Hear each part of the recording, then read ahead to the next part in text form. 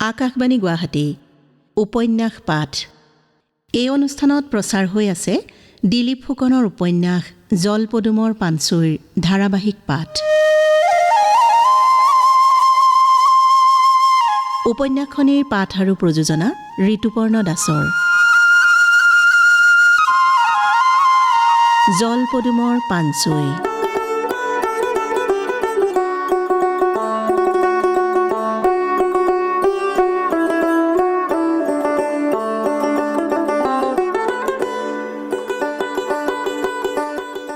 গোহাঁই কি ক'ম আৰু, হে আপং খোৱা মানুহ। আপং বনাবলৈ আকৌ ঢেৰ কিবা কিবি লাগে গোহাঁই। দেৱাই শেষ হ'ল, চবফালে বানপানী, ক'ত পাবি এইবোৰ বস্তু। এই এপপ বনাবলৈ ঢেৰ কিবা কিবি লাগে। ৰুগজি, ৰিকম, ৰামনাম, হিঞ্জাৰী, ইকছেট, ইকয়েট, মাৰ্চাং, পিপলি, জালুক, জলকীয়া, মাটি কঁঠালৰ পাত, দৰুণ, মানিমুনি, ভেদাইলতা, কুঁহিয়াৰ পাত, এই ঢেৰ কিবা কিবি। এতিয়া পাওঁ ক'ত এইবোৰ? ইঞ্জিনে কথা লুকুৱাবলৈ এনেই গাই পাই গ'ল। মানুহটো ধেমেলীয়া, ৰসাল, আনক জোকাই ৰং চাব বিচৰা মানুহ। মিচমিচাই হাঁহি গোসাঁইৰ ফালে চালে সি। তাৰ পাছত খন্তেক ৰৈ আকৌ কথা আৰম্ভ কৰিলে। কালি মোৰ মানুহ দুজনী সেই তাকুক পাত বিচাৰি এইফালে আহিছিল। এই বানপানীৰ মাজতনো তাকুক পাত বিচাৰি পায়নে? তাকুক তাজিকৰ পাত আকৌ গাহৰিৰ মঙহৰ লগত ৰান্ধি খাবি আৰু। এই কি কথাবোৰ কোৱা ইঞ্জিন? আমি নোখোৱা বস্তুবোৰৰ নাম লোৱা কেলে? গোহাঁই প্ৰভু, আপোনাৰ পেটত ভোক। এই ভোকত থকা মানুহক খোৱাৰ কথা ক'লে সেই পেটৰ মহৰামত জ্বলি থকা জুইকুৰা বেছিকৈ জ্বলে। এই কালি মোৰ ঘৈণী দুজনী এইফালে আহি গম পাই গ'ল যে তোৰ খাবলৈ নাই। ইছ, কি দিন আছিল তোৰ। ডাঙৰ চিতল মাছজনী কাণমাৰিত উঠি ফিচা কপাই তোৰ ঘৰ সোমাইছিল। বোলে গোসাঁইক সেৱা কৰি যাওঁ। গুৰিৰ চাপৰিৰ দৈ গাখীৰৰ কলহ দুটা কলৈ যোৱা বুলি সুধিলে সেই মুখ বন্ধা কলপাতৰ তলৰ পৰা দৈ দুজনীয়ে সেই তপৰাই মাত দিছিল, বোলে সেই মাধৱ গোসাঁইৰ মুখত চুমা খাই আহোঁগৈ। সেই পুৱা গধূলি তোৰ ঘৰৰ ধূপ ধূনাৰ গোন্ধ পালেই মোৰ বমি হ'ব খুজিছিল। মনে মনে জেপত সোমাই অনা সেই শুকান মাছটো ভাঙি নাকত লগাইহে তত পাইছিলোঁ। এতিয়া আই গোসাঁনীও বোলে খাব নোৱাৰা বেমাৰত পৰিল। এই মোৰ মহৰ খুটিটো সেই বানপানী অহাৰ আগেয়ে নি এই মালাচী পাহাৰত ৰাখিছোঁগৈ। পৰহিলৈ মহৰ গাখীৰ লৈ আহিম। আইক খোৱাবি। চাবি, গোসাঁনী ফিটিং হৈ যাব। চটকৰে চাঙৰ পৰা উঠিয়েই ইঞ্জিনক বিচাৰিব। এতিয়া আনচোন সেই ডাঙৰ পাচি এটা আন। আধা বস্তা চাউল আনিছোঁ। যা আকৌ কি চাই আছ? ফেবা লাগি চাই থাকিব নালাগে, যা পাচি এটা আন। মই সেই নাৱৰ পৰা চাউলখিনি লৈ আনোগৈ। যা যা। জিৰজিৰকৈ চাউলখিনি বস্তাৰ পৰা পাচিটোতে ঢালি ইঞ্জিনে কৈ গ'ল, হেৰি নহয়, সেই তহঁত হৈছে জহা চাউল খোৱা মানুহ। এই আকালৰ দিন, বাও চাউলকে খা। মাছপুতি চোতালতে দপদপাই আছে, এই ধৰি আনি গোসাঁনীক খোৱাবি। ভাল হ'ব, সোনকালে ভাল হ'ব। মন মাৰি নেখাই নবৈ থাকিলে তয়ো মৰিবি। এই দলেৰে সৈতে বৰ বৰশী কেইটামান লৈ আহিছোঁ। গোজপুতি সেই ৰছীত ওলমাই বৰশী পাতি থৈ যাম। 8টা বৰশীৰ ভিতৰত এটাত হ'লেও মাছ লাগিব। ধৰি আনি ৰান্ধি বাঢ়ি খাবি আৰু খোৱাবিও। এই পৰহিলৈ আকৌ গাখীৰ লৈ ওলামহি। ইঞ্জিনে জীয়া ভেচেলি আৰু শিঙৰা মাছৰ টোপ লগাই এডাল দীঘল ৰছীত এলানি বৰশীৰ দোল ওলমাই দিলে। দুমূৰে দুটা বাঁহৰ গোজৰ মূৰত বন্ধা ৰছীডালত টোপ লগোৱা বৰশী। টোপৰ মাছকেইটাই পানী পাই সাৰি যাবলৈ চেষ্টা কৰিলেও যন্ত্ৰণাদগ্ধ সিহঁতৰ ক্ষুদ্ৰ শৰীৰে ডাঙৰ মাছক আমন্ত্ৰণ জনালে। এই আমন্ত্ৰণ মুক্তিৰ বাবে নহয়, সিহঁতৰ মৃত্যুৰ বাবেই। নাৱত উঠি ইঞ্জিনে ৰিঙিয়াই কৈ গ'ল, এই গোসাঁই ঐ, এই চাউলত গোবৰ পানী অকণমান ছটিয়াই ল'বি। এই চোৱা লগা চাউল। নাও বাই গুচি যোৱা ইঞ্জিনৰ ফালে লাগি চাই ৰ'ল গোসাঁয়ে। এয়া কি স্বয়ং অন্তৰ্যামীৰ কৰোণা? এয়া কি গোসাঁনীক গলা টিপি বধ কৰিবলৈ এজনে কোৱাৰ বিপৰীতে গোসাঁনীক পুনৰ জীৱনদান কৰিবলৈ অহা কোনোবা ঈশ্বৰ প্ৰেৰিত দেৱদূত? আউল লাগি গ'ল, খেলিমেলি লাগি গ'ল মাধৱ গোসাঁইৰ চিন্তাত। বহু পৰলৈকে ছটফটাই থাকিল গোসাঁই। তাৰ পাছত পাচিৰ চাউলে মুঠি হাতত তুলি লৈ ওপৰৰ পৰা পুনৰ পাচিটোত জিৰজিৰকৈ এৰি দিলে। গেঙনি বাঢ়ি আহিছিল গোসানীৰ। বেৰৰ সৰু খিৰিকীখনেদি সোমাই অহা ৰ'দৰ জিলিঙনিয়ে পোহৰাই তোলা গোসানীৰ মুখখনলৈ চালে গোসাঁয়ে। ঘোলা পৰা চকুহাললৈ বাৰে বাৰে চালে তেওঁ। তিতা গামোচাখনেৰে চকুহাল মোহাৰি দি কোৱাৰীয়েদি বৈ অহা খেপ মচি দিলে। গোসানীৰ শৰীৰৰ পৰা দুৰ্গন্ধ এটাও বাজ হৈছিল। এচামুচ এচামুচকৈ পানী খুৱাই দিছিল মানুহজনীক। ডিঙিৰ পৰা ঘোট ঘোট শব্দ ওলাই আহিছিল। নিশা বহু পৰলৈকে টোপনি অহা নাছিল গোসাঁইৰ। পানীৰ পকনীয়াৰ দৰে একেটা কথাকে ঘূৰি ঘূৰি তেওঁৰ নিদ্ৰা ব্যাহত কৰিছিল। বাৰে বাৰে মনলৈ আহিছিল, জীৱনত তেওঁ কিবা পাপ কৰিছিলনে? কিহৰ জগৰত অকল আলি পদূলিৰ অসুবিধাৰ অজুহাততে দুজনীকৈ জীয়েক, দুজনকৈ জোঁৱায়েকে এগৰাকী মৃত্যুপথৰ যাত্ৰী মাতৃকো চাবলৈ আহিব নোৱাৰাকৈ থাকিব পাৰে? কিয় হেৰাই গ'ল তেওঁৰ একমাত্ৰ পুত্ৰ? কোন পৰ, কোন আপোন? তেজৰ সম্পৰ্কই জানো মানুহক আপোন আত্মীয় কৰি ৰাখিব পাৰে? ইঞ্জিন দলে তেওঁৰ হয় কি? গোসাঁইৰ টোপনি গৈছিল চিলমিলকৈ। চকামকাকৈ সাৰ পাই উঠিল গোসাঁই। তেওঁৰ ঘৰৰ কাষৰ পানীত কিবা এটাই ছটফটাই থকা যেন অনুমান কৰিলে। মাজে মাজে নীৰৱতা, আকৌ ছটফটনি। একো তত ধৰিব পৰা নাছিল গোসাঁয়ে। পোহৰ হৈ আহিছিল। পূবে ঢলফাট দিছে। ফেঁহু বৰণীয়া আকাশ। কিচিৰ মিচিৰ শব্দ কৰি এজাক চৰাই উৰি গৈছে। ধহমহকৈ উঠি বহিল গোসাঁই। তাৰ পাছত উঠি গৈ সেই জলধ্বনিৰ অনুসন্ধান কৰিলে য'ৰ পৰা সেই শব্দ ভাহি আহিছিল। তেওঁ ঘৰৰ পিছফালে গ'ল। দেখিলে ওলোমাই থোৱা এটা বৰশীৰ তলত চক্ৰাকাৰে পানীখিনি ঘূৰি আছে। পানীৰ বৃত্তবোৰ লাহে লাহে বহল হৈ হৈ গৈ আছে। লাহে লাহে খোজ দি তেওঁ দেখা পালে বৰশীত এটা ডাঙৰ মাছ লাগি ছটফটাই আছে। আজুৰি টানি আনিলে সেই বৰশী। মাছ, ডাঙৰ মাছ, এটা প্ৰকাণ্ড চিতল মাছ। বামলৈ চোঁচৰাই টানি আনিলে সেই মাছ। তেওঁৰ ডিঙিৰ পৰা ভৰিলৈকে বৈ পৰা বহল পিঠিৰ চিতল মাছটোৱে এতিয়াও ফিচা কোবাই আছে। গোসাঁয়ে মাছৰ মুখৰ বৰশী এৰুৱাব নাজানে। চোতালৰ ফালে মাছটো টানি আনি ইফালে সিফালে চালে। দেখিলে নাও ৰাখি দুজন মানুহ বেগাই তেওঁৰ ফালে আহি আছে। এজনে ওচৰ পায়ে পোনে পোনে গোসাঁইক সুধিলে, কিমান ল'বা ককাইদেউ মাছটোত? কিমান ল'বা? বেচা? আমাকে বেচা, ভাল দাম দিম। কোৱা কিমান ল'বা? 24 টকা লাগিব। 24 টকা? 1 পইচাও কম নহ'ব। পূৰা 24 টকা। লৈ যোৱা, বৰশীৰে সৈতে লৈ যোৱা। হ'ব দিয়া দিয়া, এই টকা দিয়া। লোৱা লোৱা ককাই, টকা লোৱা। এয়া পূৰা 24 টকা। লোৱা লোৱা, টকা লোৱা। দিয়া। হাতত 2খন 10 টকীয়া আৰু 4খন এটকীয়া নোট লৈ তেওঁ বাৰে বাৰে গন্তি কৰিবলৈ ধৰিলে। বিৰবিৰাবলৈ ধৰিলে গোসাঁয়ে। এই 56 টকা, 56 টকা। অ' বোপাই, 56? আহ এই তোৰ টকাকেইটা লৈ যাহি। ধাৰ নাখাওঁ বোপাই। এই লৈ যাহি, আহ। নোটকেইখন আঙুলিৰে ভাজ কৰি গোসাঁয়ে ঘৰৰ ছালৰ কামিত গোজা মাৰি সুমুৱাই থৈ ৰৈ গ'ল। কি কৰিলে এয়া তেওঁ? কি কৰিলে?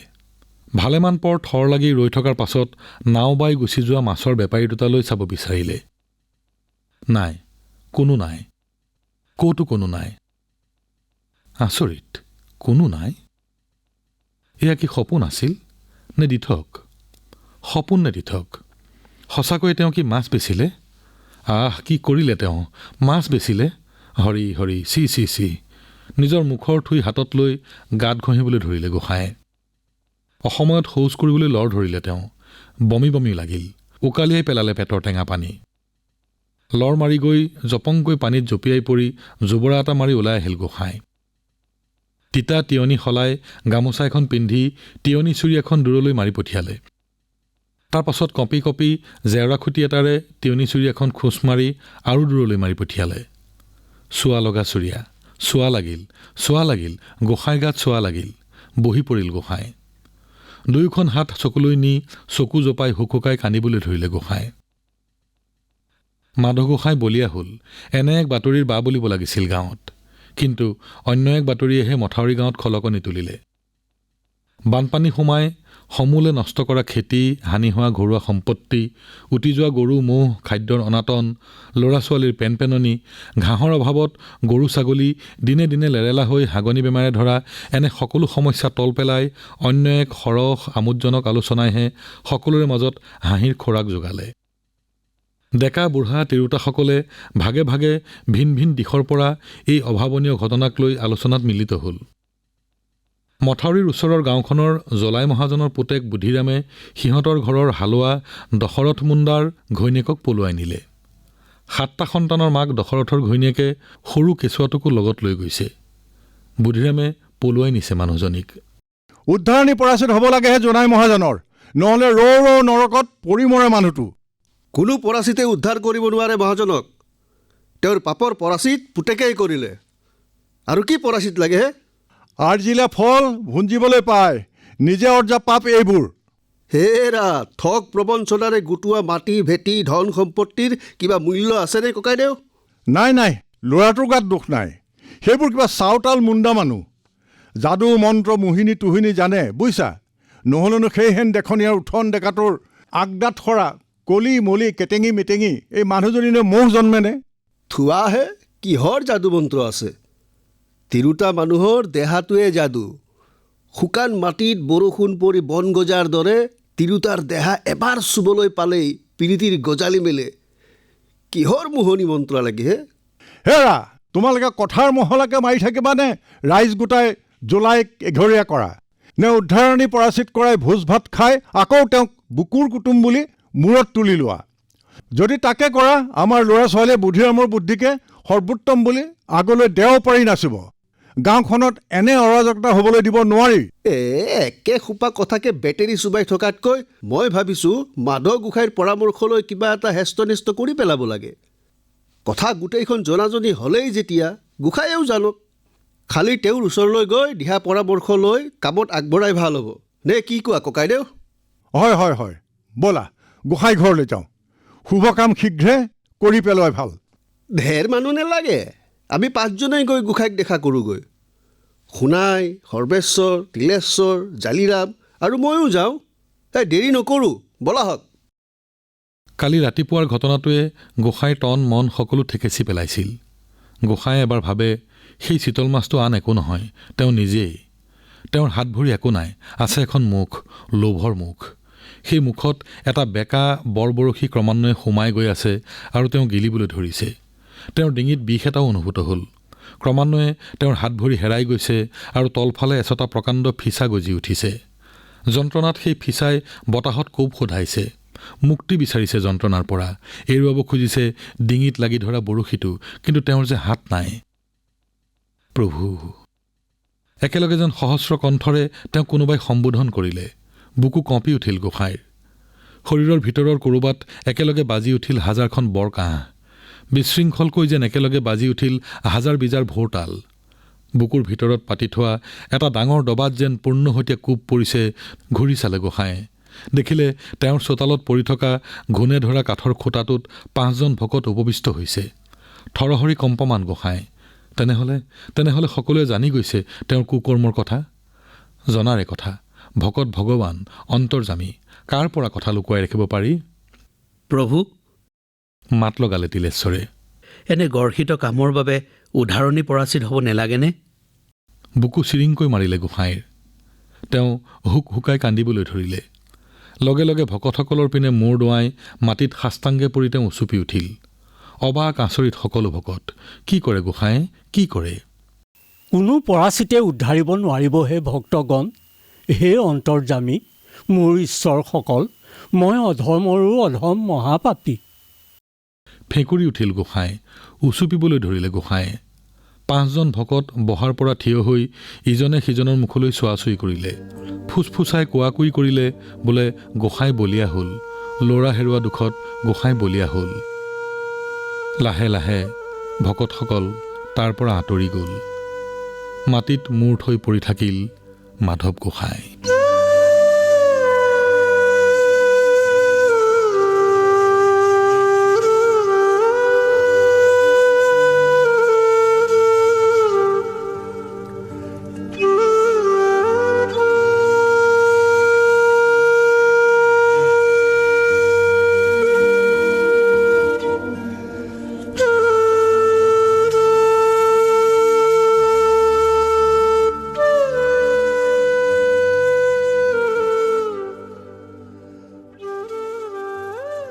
সত্ৰাধিকাৰ মহাপ্ৰভুৰ সন্মুখত গোৱাপনৰ শৰাই, কাষৰ কৰণীত সুগন্ধি পুষ্প।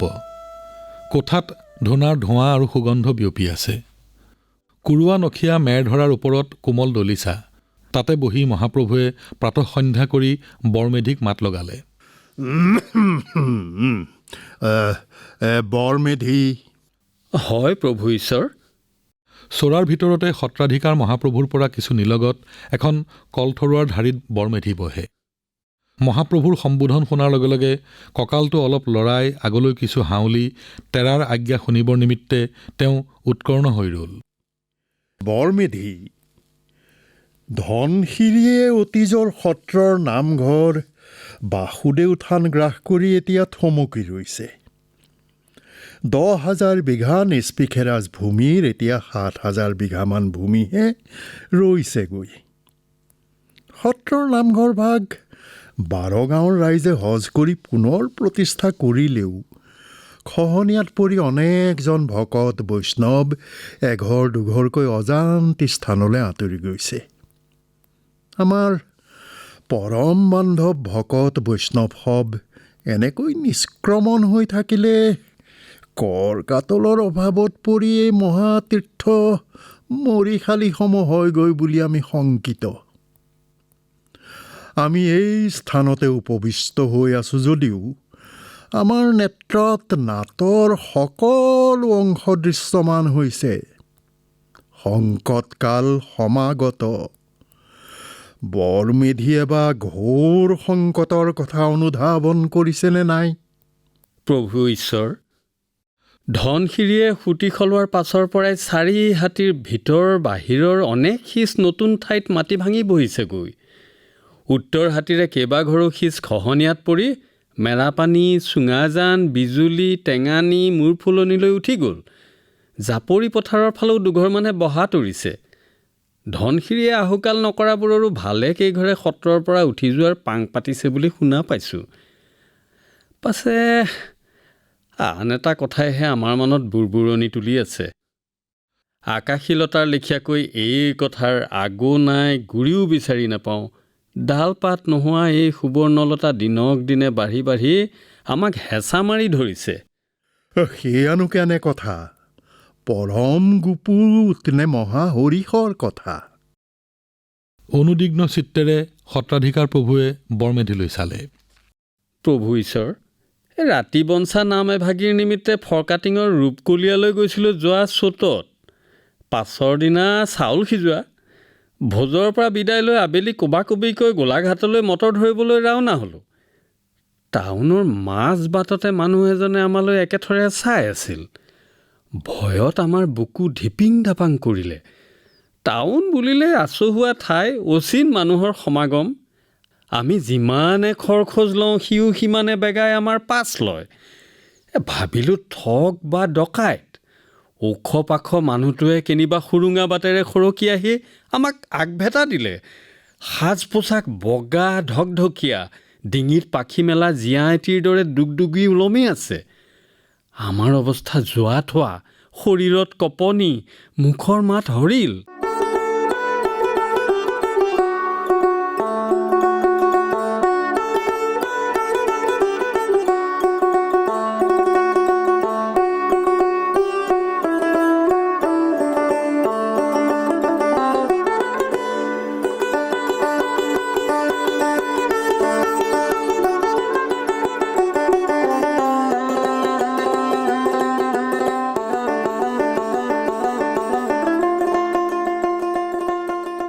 উপন্যাস পাঠ অনুষ্ঠানটিত ইমান পৰে দিলীপ ফুকন ৰচিত উপন্যাস জলপদুমৰ পানচৈৰ ধাৰাবাহিক পাঠৰ 11 খণ্ডটি শুনিলে। বিভিন্ন চৰিত্ৰত অভিনয় কৰিলে ইঞ্জিন দলে প্ৰবাল কুমাৰ শৰ্মা, মাধৱ গোহাঁই, শুভেশ্বৰ দাস, মাছ কিনা মানুহ আৰু গাঁৱৰ মানুহ ধনজিৎ বড়ো আৰু বীৰেণ হাজৰিকা, তিলেশ্বৰ, সীমান্ত বাৰ্মা, বৰমেধি, উৎপল বৰা আৰু সত্ৰাধিকাৰৰ চৰিত্ৰত অভিনয় কৰিলে অৱনী বৰাই। উপন্যাসখনিৰ পাঠ আৰু প্ৰযোজনা ঋতুপৰ্ণ দাসৰ।